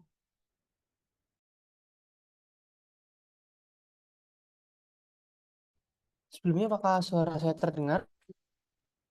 Terdengar jelas, aman. Mungkin sebelumnya terima kasih atas materi yang diberikan atas Bapak Moko dan Bapak Ignatius ya kalau saya tidak salah. Sebelumnya perkenalkan saya Raffi. Mungkin saya sebagai seorang mahasiswa dari salah satu universitas di Indonesia. Nah, saya izin bertanya Bapak terkait dengan adanya fenomena yang cukup menarik di Indonesia Pak. Jadi kan saya sendiri sebetulnya melihat suatu peluang ya Pak, mungkin kalau terkait dengan bisnis di energi terbarukan di Indonesia. Tetapi saya melihat terkait adanya beberapa ketimpangan begitu atau keterbatasan yang ada. Salah satunya mungkin seperti yang Bapak tahu yaitu yang pertama adanya modal yang cukup mahal begitu, dan juga selain modal yang besar adalah teknologi yang mungkin masyarakat Indonesia itu belum seluruhnya mampu Pak. Sehingga saya sebetulnya dari situ agak sedikit penasaran Pak. Maksud saya adalah di Indonesia ini belum ada sebuah sistem yang terintegrasi. Maksud saya kan tadi beberapa kali juga bapak-bapak sekalian itu menyantumkan bahwasannya negara itu belum sepenuhnya hadir begitu. Negara itu lebih suka menggunakan pembangkit secara terpusat begitu Pak, tidak secara terdesentralisasi, atau mungkin kalau bahasanya itu saya pernah baca itu namanya microgrid Pak. Jadi misalkan setiap rumah itu memiliki panel surya begitu Pak, sehingga mungkin sarana prasarananya bisa lebih ditekan untuk kebutuhan tiap-tiap masyarakat. Tetapi mungkin kalau dalam hal tersebut itu memerlukan adanya pendekatan komunitas begitu Pak kalau menurut saya. Tapi sebelum merujuk ke hal tersebut kan sebetulnya saya ingin ya Pak untuk merealisasikan hal tersebut, sehingga memang kalau untuk menggunakan PLTS itu atau apa istilahnya, energi terbarukan yang lain itu kan saya sebetulnya ingin mewadahi Pak, tetapi dalam bentuk koperasi energi begitu Pak. Tapi karena saya sendiri bukan dari teknik ya Pak, jadi memang saya itu belum menemukan fenomena-fenomena yang langsung berhadapan dengan saya yang pernah lihat sendiri begitu Pak. Maksudnya adalah saya pernah melihat video di Bali begitu Pak yang diliput oleh Kompas TV terkait adanya denda oleh PLTS karena menggunakan on grid. Nah, tapi di satu sisi yang lain saya juga berkonsultasi terhadap perusahaan-perusahaan atau startup energi yang memang dia untuk menghemat biaya itu menggunakan sistem on grid. Jadi saya sebetulnya agak sedikit bingung begitu, apalagi saya tidak terlalu menguasai di bidang hal tersebut begitu. Nah, maksud saya adalah kira-kira jika berkaitan dengan energi terbarukan tersebut tuh, masyarakat itu masih sangat takut loh Pak terkait dengan adanya keterbatasan energi tadi itu Pak. Maksudnya adalah jika semisal energi terbarukan tuh tadi sudah mahal, kemudian juga teknologinya rumit, belum banyak sarana prasarananya seperti halnya mobil listrik. Nah, dan saya pikir sendiri juga kenapa seharusnya itu pemerintah lebih memfokuskan pada energi terbarukan di bidang modul energi terbarukan itu karena kalau kita menggunakan mobil listrik, Pak, itu lebih digunakan oleh masyarakat menengah ke atas sehingga dampak baurannya itu akan kayak sekali pakai begitu, Pak, insentif begitu. Jadi, tidak kelihatan bentuknya langsung menghilang begitu, Pak, setelah programnya selesai begitu. Sedangkan kan kalau memang dibentuk, panel surya begitu kan bisa ada bentuk atau wujudnya begitu, Pak. Tapi mungkin saat ini baru yang kerjasama secara besar begitu. Nah, makanya sebetulnya saat sebagai seorang mahasiswa tuh ingin yang misalkan memberdayakan masyarakat dulu, Pak. Jadi misalkan kita wadahi sebagai bisnis, nanti dicoba pada UMKM sehingga biayanya diharapkan bisa lebih murah. Meskipun ya jangka waktunya memang panjang, Pak. Jadi nanti hitungannya kalau saya mungkin seperti perusahaan leasing sih, Pak, hitungannya begitu. Mungkin tadi itu, Pak, yang saya tanyakan terkait keamanan begitu, Pak, atau regulasi yang ada di Indonesia dan bagaimana sih, Pak, cara meningkatkan minat masyarakat begitu, Pak, di situ? Karena masyarakat sendiri tadi masih takut terkait 3 hal tadi, Pak. Meskipun kita sudah yakinkan kan sebetulnya kalau saya pikir beberapa startup juga sudah ada, Pak. Maksudnya, eee, yang memang tidak perlu membayar begitu, jadi tinggal pasang dan biayanya juga saya pikir tidak jauh lebih mahal dari PLN, langsung dipasangkan, tapi mereka juga masih takut begitu, kayak semisal, "Wah, nanti kalau rusak gimana? Teknisinya dari mana? Nanti kalau lama listrik saya mati bagaimana dan lain sebagainya, begitu Pak mungkin kalau menurut saya. Terima kasih Pak. Oke, Kak Raffi, terima kasih. Mungkin dari Kak Moko boleh dijawab dulu? Iya, terima kasih. Eh, Sebenarnya ini secara teknikal tadi eh, Raffi tadi udah menjelaskan ya bahwa kita mesti membagi problemnya, lalu kemudian untuk memudahkan kita menangani problem yang mana. Pertama, ada problem di kebijakan tadi dimention, yang kedua ada problem teknis gitu ya, termasuk pembiayaan. Nah, kalau dari segi kebijakan teman-teman tentu tahu bahwa terutama soal PLTS atap misalnya ya, soal PLTS atap itu terjadi perubahan-perubahan kebijakan yang sebenarnya makin lama cenderung makin tidak menguntungkan. Misalnya kalau dulu listrik dari PLTS itu dihargai eh, yang on grid gitu ya, dihargai 0 banding 65, 0,65 banding 1% 1 gitu ya, atau 100 banding 65 gitu. Jadi kalau listrik rumah tangganya diekspor ke PLN, PLN membayar 0,65, kalau listrik yang masuk ke rumah tangga harganya jadi 1, sehingga PLTS yang dipasang di atap kita itu dihitung sebagai faktor pengurang tagihan.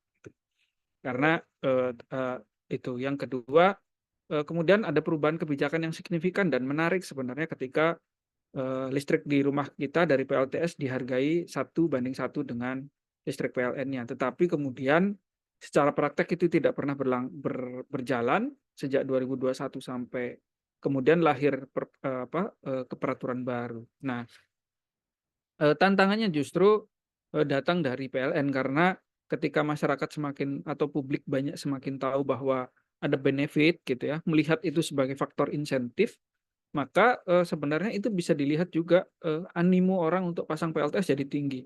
Nah, banyak yang membaca kekhawatiran animo yang makin tinggi ini semakin banyak orang menginstal PLTS, kan kelas menengahnya tadi dimention soal kelas menengahnya Indonesia itu banyak dan punya kemampuan untuk melakukan instalasi itu secara pembiayaan karena saya mention juga secara pembiayaan teman-teman yang bergerak di bisnis PLTS atap mereka punya skema pembiayaan yang mudah diraih. Tidak jauh berbeda misalnya kalau misalnya secara finansial gitu ya, hitung-hitungannya nggak jauh berbeda dengan ketika kredit motor, benefitnya gitu ya. merasakan benefit dalam sekian tahun tetapi membayar dalam waktu kurun sekian tahun. Itu ada hitung-hitungannya, teman-teman yang bergerak di sektor PLTS jauh lebih paham daripada saya. Tetapi animonya itu udah meningkat. Nah, ketika animonya meningkat terjadi perubahan lagi kebijakan. Jadi tantangannya sebenarnya bukan pada di level teknis. Bahkan teman-teman kalau teman-teman melihat LCOE gitu ya, pembiayaan dari energi terbarukan ini cenderung makin lama makin menurun, makin lama makin murah kalau dibandingkan dengan energi fosil.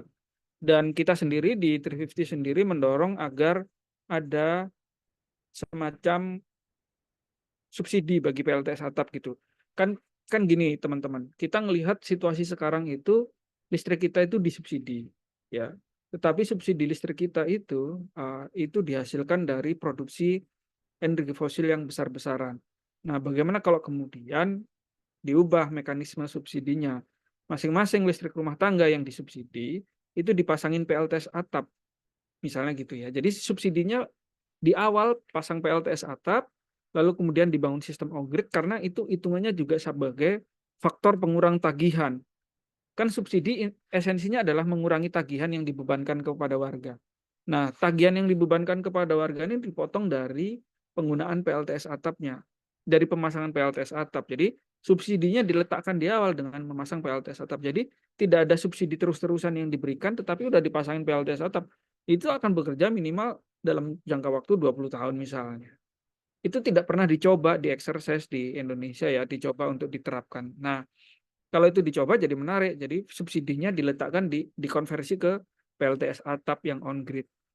Sama-sama sebagai faktor pengurang tagihan juga gitu. Itu belum pernah dicoba di Indonesia, belum pernah coba ditawarkan. Tapi kalau itu juga kita coba dorong supaya ada subsidi PLTS atap yang coba diinisiasi, mungkin perlu diinisiasi juga gitu ya. Sehingga faktor pengurang tagihannya itu tidak dalam bentuk cash, negara membayarkan itu gitu yang tetapi langsung dari listrik diproduksi dari rumah tangga itu dihitung sebagai faktor pengurang tagihan listriknya. Dengan begitu toh sama-sama mendapatkan benefit, yaitu tarif listrik yang murah gitu ya. Itu saya rasa menjawab di tiga-tiganya gitu ya. Soal pembiayaan sebenarnya ada banyak mekanisme teman-teman yang bahkan teman-teman yang bergerak di PLTS atap, tetapi salah satu yang kita coba dorong adalah dana-dana transisi energi tadi itu dikeluarkan dalam bentuk hibah, tidak dalam bentuk hutang. Dengan demikian kita rame-rame bisa gotong royong untuk melakukan transisi energi di Indonesia. Jadi salah satu tadi saya share link soal terkait dengan aspek keadilan tadi. Jadi salah satu prinsip keadilannya atau aspek keadilan yang harus diadres adalah kalau kemudian pendanaan transisi ini dilakukan oleh negara utara ke negara selatan, negara-negara maju ke negara-negara berkembang lewat skema ZPD yang kemarin di-launchingin, kalau di Indonesia di-launching di Bali itu, yang paling salah satu poin yang kita adres adalah supaya dana-dana transisi tidak diberikan dalam bentuk utang. Lalu kemudian di Indonesianya diterapkan atau diimplementasikan pendanaannya untuk membiayai pengembangan energi terbarukan berbasis rumah tangga, berbasis komunitas gitu, sehingga tanggung jawab yang dibebankan ke negara utara untuk mendanai transisi energi pada satu sisi, tetapi implementasinya di Indonesia benar-benar untuk energi terbarukan. Saya rasa jawab semuanya ya dalam perspektif saya ya. Betul sekali Pak, terima kasih. Tapi kalau saya mungkin lebih izin bertanya begini Pak. Tadi kan sepertinya kalau Bapak sebagai aktivis kan sangat memiliki keberanian begitu ya Pak, langsung bersama-sama ke PLN. Nah, itu cara pendekatannya bagaimana sih Pak? Saya sebetulnya penasaran. Maksud saya kan sekarang kan betul Pak, regulasinya udah ada beberapa, mulai dari pembatasan, kemudian juga ada kuota. Seperti misalkan di Jawa Tengah berapa untuk PLTS atap dan lain sebagainya. Tapi yang saya pikirkan adalah tadi Pak, skema yang semisal kita menggunakan panel surya off grid. Berarti kan kebutuhan listriknya berkurang ya Pak dari pelanggan itu. Itu apakah tiba-tiba nanti di tracking sama orang PLN-nya, lalu melihat ada pengurangan biaya yang signifikan itu nanti langsung, karena kan 2 sumber berarti, Pak. Yang Iya, satu dari suatu usaha, yang satu dari PLN. Otomatis PLN-nya cuma sedikit, misalkan hanya malam hari saja. Sehingga yang awalnya 1 juta jadi cuma 100.000, nanti takutnya diuber-uber, didenda begitu, Pak. Apa memang kita harus menjalin izin begitu, Pak? Mau tidak mau begitu kalau udah membentuk suatu usaha. Meskipun ya harapan saya sih kita membantu masyarakat yang di wilayahnya itu di pinggir, Pak. Maksudnya adalah mereka itu tidak punya alternatif lain, Pak. Jadi kalau PLN-nya rusak ya mereka pakai genset. PLN menurut saya sendiri relatif sudah mahal, genset lebih mahal lagi begitu, Pak. Jadi lebih ya, bantu yang itu dulu ya. sih, Pak. Cuman saya belum pernah ke PLN-nya begitu, Pak, untuk berdiskusi dan beradvokasi melobi untuk stakeholder-stakeholder di sana sih, Pak, sebetulnya. Ya, ada dua aspek sebenarnya yang dibicarakan. Satu soal aspek on grid tadi ngomongin on grid, yang kedua ngomongin off grid. Kalau off grid kan di luar jaringan ya teman-teman. Jadi kalau on grid itu terhubung dengan jaringan PLN. Artinya ketika kita menyebut on grid maka jaringan PLN-nya jadi terganggu nih kira-kira sama pembangkit yang kita. Tapi kalau off grid kan sebenarnya nggak ada, pembangkit PLN itu tidak terganggu. Sama halnya dengan teman-teman pasang genset gitu misalnya gitu ya. Tapi kalau aspeknya energi terbarukan, kalau teman-teman pasang genset, harusnya kan PLN juga nggak terganggu. Katakan nih, kalau genset yang sementara dipasang tuh biasanya untuk apa misalnya selamatan gitu ya. Ada pesta di rumah tangga, rumah tertentu ada pesta, terus kebutuhan listriknya kurang, sehingga dia pasang genset. Kan PLN nggak terganggu tuh dengan itu. Karena kita tidak mengganggu jaringannya PLN. Atau kita tidak menyetor balik tuh ke PLN. Nah, harusnya PLN nggak terganggu juga dengan itu.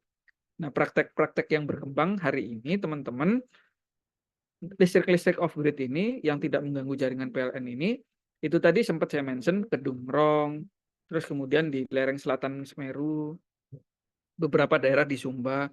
Kalau di Bali ada yang misalnya di Karangasem, itu ada di salah satu kampung di Karangasem itu pakai listrik yang off grid dan mini grid. Jadi nggak cuma untuk personal, tapi untuk komunal. Sehingga kita bisa sebut mini grid ya. Mini grid terdesentralisasi berbasis energi terbarukan. Itu sebenarnya juga masuk di dalam strateginya PLN, tapi nggak tahu kenapa itu nggak berkembang yang bagian itu.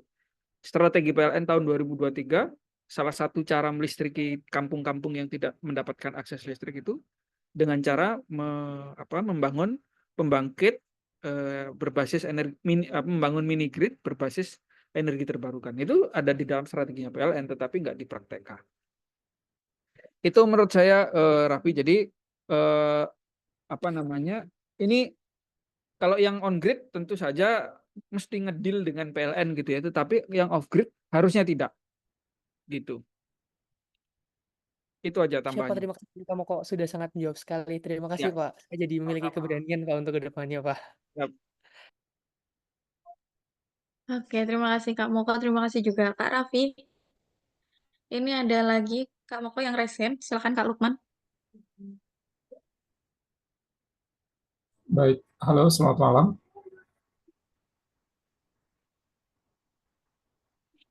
Bisa terdengar? Bisa terdengar dengan jelas. Oke, baik. Terima kasih. Pertama-tama terima kasih atas Zoom meeting ini. Saya kira saya termasuk orang yang sangat antusias ya dalam merespon isu energi terbarukan. Makanya coba bergabung dengan zona EBT ya, dan juga Zoom mencoba untuk memahami ya. Karena dari paparan-paparan beberapa narasumber yang saya ikuti terkait korelasinya dengan perubahan iklim itu menurut saya sangat mengerikan ya. Jadi kita harus memang bersama-sama bahu-membahu mengatasi krisis iklim ini dengan mengedepankan energi terbarukan.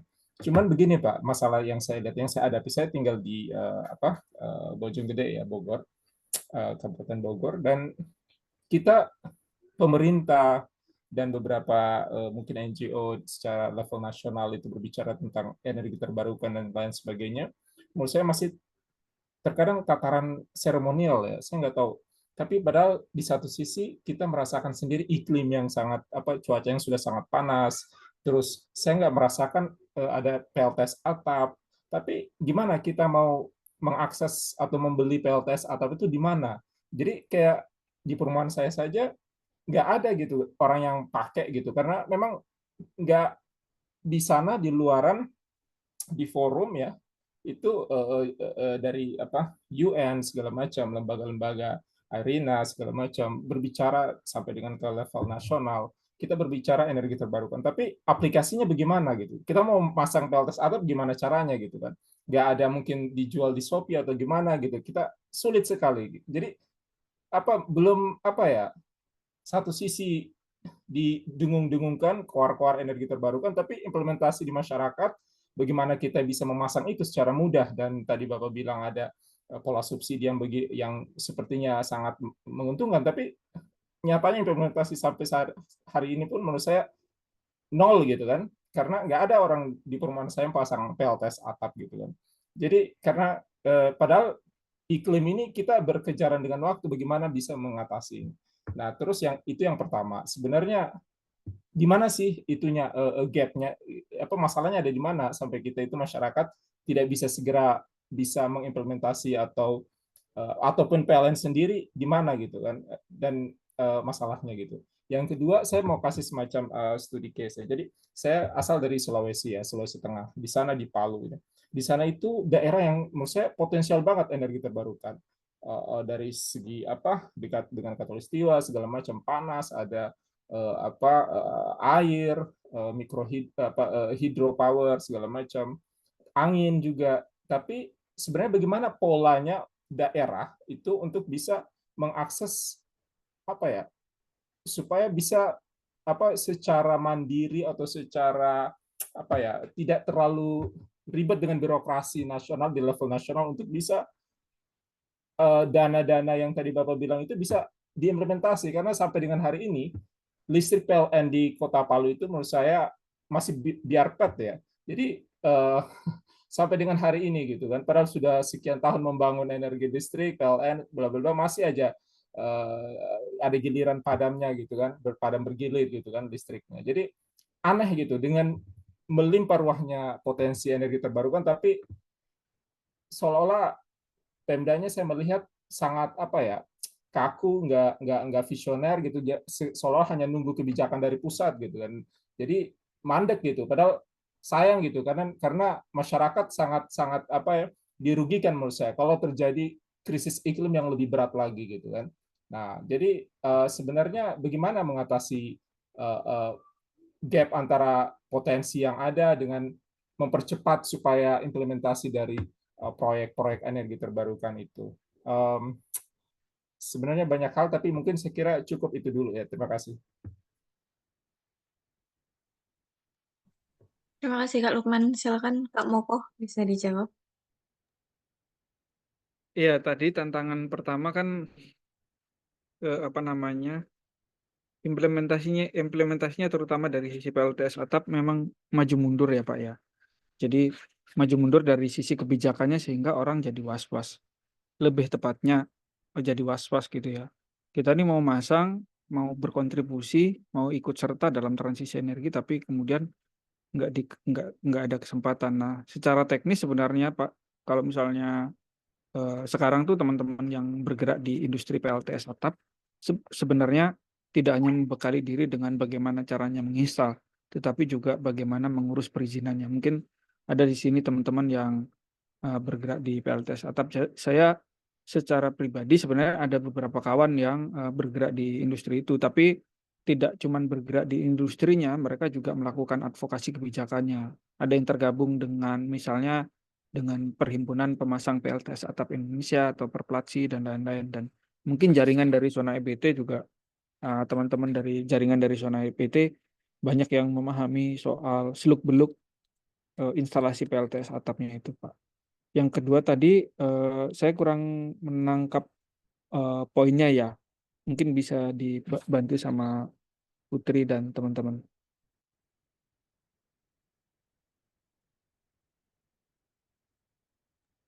Bagaimana Kak? Poin pertanyaan yang kedua, poinnya. Saya sampaikan kembali mungkin Pak ya. Boleh. Oke, jadi mungkin kayak saya kasih studi case ya. Misalnya ada daerah-daerah yang punya potensi energi terbarukan begitu luar biasa ya. bagaimana Pemda itu, pemerintah daerah itu bisa secara cepat ya mengambil peluang-peluang yang tadi Bapak bilang, dana-dana transisi energi yang berkeadilan tersebut, sehingga sampai dengan masyarakat adat pun menikmati gitu, masyarakat lokal adat lokal itu menikmati gitu. Jadi sebenarnya apakah harus nunggu lama kebijakan dari pusat yang mungkin nggak bergerak gitu, atau Pemda itu bisa secara secara menginisiasi sendiri langsung bisa lebih terlibat dengan lembaga asing gitu untuk segera mengimplementasikan potensi energi terbarukan yang ada di daerahnya gitu. Iya, makasih Pak Lukman Hakim. Jadi Lukman Tamrin ya. Jadi soal peran Pemda ini sebenarnya agak dilematis karena gini, kalau mereka bergantung pada sistem kelistrikan nasional, maka tersentralisasi pada PLN. Nungguin PLN mengembangkan. Padahal pada level tertentu sebenarnya daerah itu punya kebutuhan untuk mendorong elektrifikasi di kampung-kampung gitu ya. Nah, memang yang paling urgent atau paling mendesak adalah bagaimana mendorong inisiatif dari Pemda untuk mengambil peran langsung. Saya ambil contoh Pak di Kedungrong yang tadi sempat saya mention di awal soal Kedungrong, itu pendanaannya datang dari pemerintah daerah. Jadi pemerintah daerah membiayai dalam bentuk hibah gitu ya. Terus kemudian digunakan untuk membangun PLTMH, pembangkit listrik tenaga mikrohidro. Jadi sebenarnya kalau mau, ini kalau mau aja ya, sebenarnya pemerintah daerah bisa, apalagi banyak daerah di banyak provinsi di Indonesia, banyak daerah yang belum mendapatkan akses listrik. Nah, itu sangat memungkinkan sekali, tidak hanya dari sisi menggunakan pendanaan dari pemerintah daerah, tapi juga mengorganize dukungan pendanaan dari internasional juga. Jika pemerintah daerahnya mau. Ini kan pertanyaannya bukan soal mampu sebenarnya menurut saya, tapi mau apa enggaknya, dan pemerintah daerah cenderung tidak memfasilitasi itu. Itu tidak hanya terjadi di daerah-daerah yang misalnya belum ada kebijakannya gitu ya. Di daerah-daerah yang level udah ada kebijakannya aja, misalnya pemerintah Provinsi Bali itu ada kebijakan yang cukup komplit menurutku di Bali, itu level bauran energi terbarukannya itu hanya 1,4% gitu Pak. Jadi kalau kita mau bicara target nasional, misalnya target 23% pada level nasional transisi energi atau bauran energi terbarukan pada level nasional itu targetnya 23%, kan idealnya di 2025 kan idealnya masing-masing provinsi setidak-tidaknya minimum itu bauran energinya juga 23%. Nah, ini tidak terjadi tuh. Sehingga karena dia tidak terjadi bauran energinya 23%, ya atau bahkan kayak Bali hanya 1,4%, ya mau nggak mau target secara nasional nggak bisa diraih itu. Nah, harusnya bisa dilakukan dengan itu, dan pemerintah daerah ya tadi sudah dimention sama Bapak, itu nggak ada inisiatif sebenarnya, bahkan nggak agresif untuk merespon transisi energi pada level-level daerah gitu. Padahal ada kebutuhan yang konkret gitu ya. Kalau di daerahnya tidak melihat kebutuhan, sebenarnya bisa melihat ada potensi pendanaan untuk mendorong transisi energi di daerahnya. Misalnya Bali, lagi-lagi saya ambil contoh di Bali. Misalnya di Bali waktu itu ada deal soal dana transisi energi melalui skema JETP. Itu kan dealnya di G20 yang dilakukan di Bali. Berapa persen pendanaan itu dialokasikan untuk transisi energi di Bali? Ya 0% gitu. Padahal kalau dealnya di Bali kan setidak-tidaknya yang jadi contoh harusnya di Bali sendiri. Di tempat di mana itu dibikin dealnya, harusnya ada proyek contohnya gitu ya. Ini nggak ada sama sekali juga gitu. Jadi ya apa yang dibilang agresivitasnya nggak ada. Nah, ini harusnya tidak menunggu-nunggu kebijakan dari nasional, karena daerah harusnya bisa punya inisiatif sendiri, karena pemerintah daerah juga punya kebijakan pada level provinsi, terutama soal pengembangan energi lewat rencana umum energi daerah. Jadi daerah-daerah bisa berpatokan secara kebijakan, bisa berpatokan pada rencana umum energi daerahnya itu. Itu sih Pak yang bisa saya respon dari saya. Idealnya harusnya bisa, tapi prakteknya ya begitulah keadaannya. Oke, baik Pak, terima kasih. Ya. Oke, Kak Moko dan Kak Lukman, terima kasih banyak. Tadi pertanyaan terakhir ya, Kak ya. karena keterbatasan waktu. Dan untuk pertanyaan yang belum sempat terjawab, ini ada yang di kolom chat, nanti akan kami alihkan via grup WhatsApp ya. Dan bagi yang masih ingin bertanya juga bisa dilanjutkan via grup WhatsApp yang nanti akan kami alihkan juga, kami salurkan ke Kak Moko dan Kak Radit. Oke, untuk selanjutnya kita akan mengabadikan acara pada malam hari ini dengan melakukan sesi foto bersama. Kepada seluruh EBT Heroes yang belum menyalakan kamera, boleh untuk dinyalakan terlebih dahulu.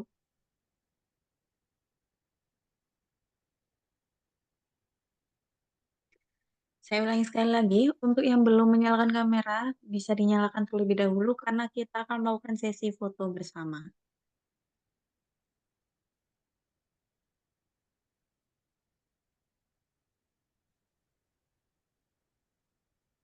Oke, ini sudah lumayan banyak ya. Ada yang masih mau menyalakan kamera?